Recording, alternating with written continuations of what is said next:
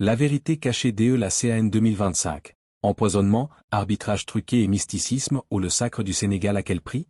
Vous n'allez pas y croire. Mes amis, le Sénégal a remporté la CAN 2025. Les Lions de la Teranga ont soulevé le trophée pour la deuxième fois consécutive, sous les acclamations d'un peuple en liesse. Une victoire historique, un triomphe qui résonne dans toute l'Afrique. Mais à quel prix? Vraiment, à quel prix?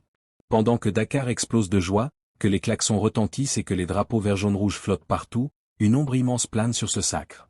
Derrière les célébrations, l'Afrique entière découvre peu à peu ce qui s'est réellement passé dans les coulisses de Rabat.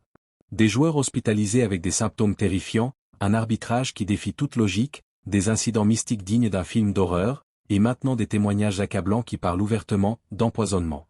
Oui, vous avez bien entendu. Cette finale n'était pas seulement un match de football. C'était le climax d'un système corrompu qui a gangréné toute la compétition depuis le premier coup de sifflet. Restez avec moi jusqu'à la toute fin, parce que ce que je vais vous révéler va vous glacer le sang. Vous ne verrez plus jamais cette CAN de la même façon. Allons-y. Chapitre 1, le jour de la finale, quand tout bascule avant même le coup d'envoi.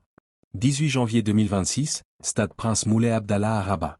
L'ambiance est électrique, les tribunes sont pleines à craquer, les supporters marocains rêvent de leur première CAN depuis 1976. Mais dans les vestiaires sénégalais, l'horreur commence déjà. Imaginez la scène. Crépin Diatta, annoncé titulaire, star de Monaco, s'effondre soudainement dans le vestiaire. Pas une simple crampe, pas une fatigue passagère. Un malaise violent, des convulsions, il est incapable de contrôler sa langue qui pend. Terrifiant. Les médecins accourent, on l'évacue en urgence. Puis, pendant l'échauffement, devant des milliers de spectateurs et les caméras du monde entier, c'est Ousmane Niang qui s'écroule à son tour. Même symptôme. Même horreur. À la mi-temps, Pape Matar Sarr succombe au même sort. 3 joueurs clés, 3 malaises identiques, dans un timing tellement suspect qu'il en devient glaçant. Tous les 3 sont transportés d'urgence au CHU Ibn Sina, ex-Mohamed VI. Diagnostic? Symptômes neurologiques graves, convulsions, perte de contrôle musculaire, blackout. Crépin Diatta lui-même, quelques jours plus tard, brisera le silence, j'ai fait 4 malaises successifs ce jour-là. 4. Les examens n'ont rien détecté de naturel.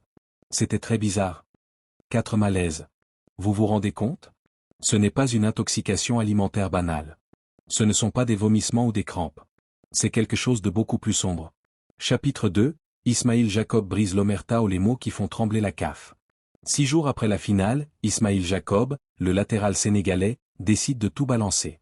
Pas en français, pas en wolof, mais en allemand, sur la chaîne Sport Digital, pour être sûr que le message passe les frontières et que personne ne puisse l'étouffer.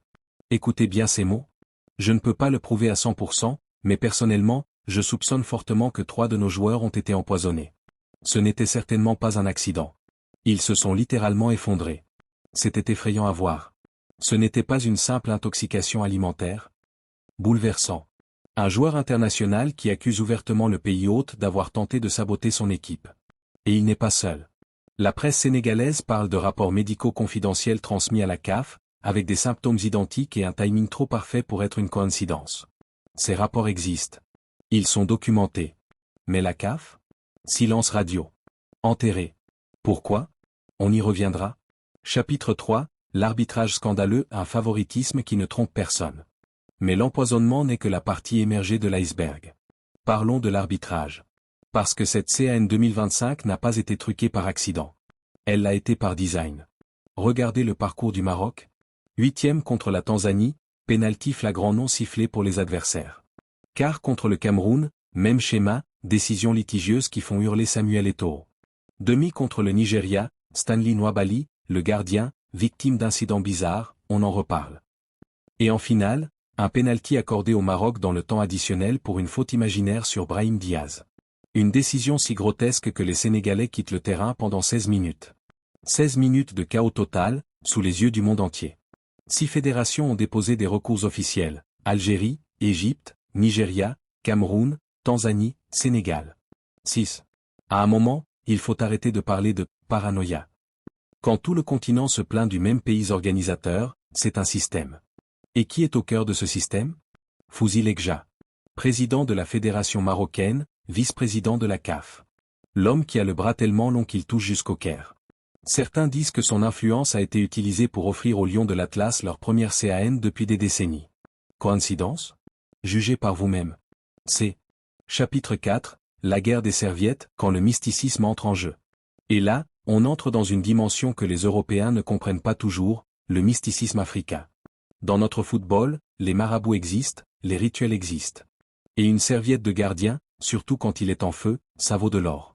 En demi-finale, Stanley Nwabali, Nigeria, voit ses serviettes volées par des ramasseurs de balles marocains. Une noire, puis une blanche. Disparue. En finale, c'est Edouard Mendy qui subit la même chose.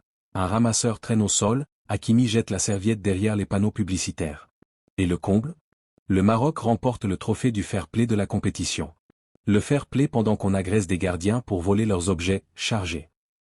Nwabali a réagi après la victoire sénégalaise, un message cinglant sur les réseaux, utilisez mes serviettes pour essuyer vos larmes, les amis marocains. Tout le monde sait.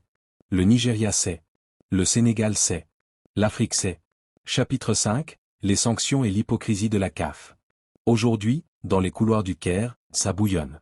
La presse sénégalaise rapporte que le Maroc pourrait être sanctionné lourdement dans les 48 à 72 heures des sanctions historiques. Mais de l'autre côté, la fédération marocaine pousse pour disqualifier le Sénégal.